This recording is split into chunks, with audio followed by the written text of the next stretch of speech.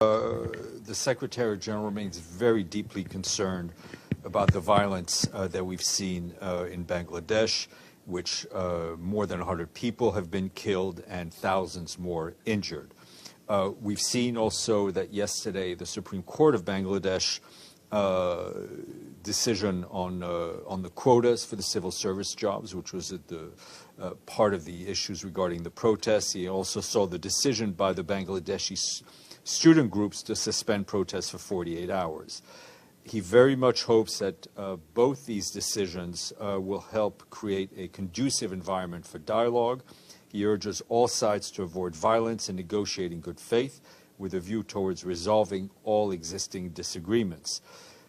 Also want to add that we urge the authorities to ensure the protection and safety of all protesters and to create an environment where the rights to freedom of expression and peaceful assembly can be freely exercised. And he calls for all acts of violence to be investigated promptly, transparently, and impartially, and for those responsible held to account.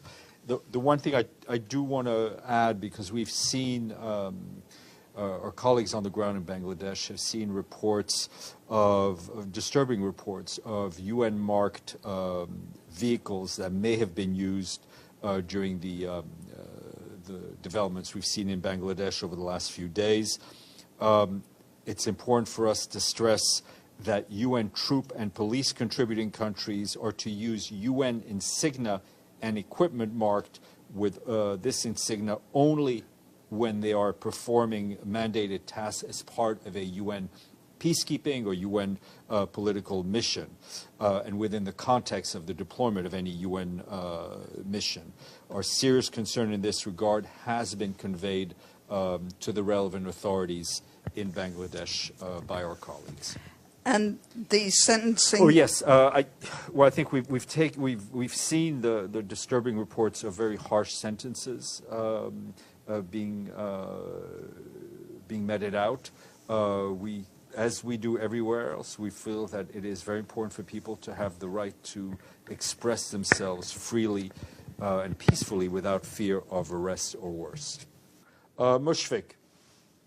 Thank you, Stefan. Thank you. My colleague Adi already asked the question that you answered. My simple question is, are you relying on the current regime to resolve the issues, those who are not hesitating to killing innocent peoples, and death toll crossed hundreds, nobody knows, internet shut down, and the situation is the massive crackdown and using, as you say, APC vehicle. So an international community, international rights organization, including Nobel laureate Professor Muhammad Yunus, urged the UN and the international community to act promptly to rescue the Bangladeshi people and their rights. They will be, I think we have been very forceful in expressing the Secretary General opinion. As always, there will need to be accountability.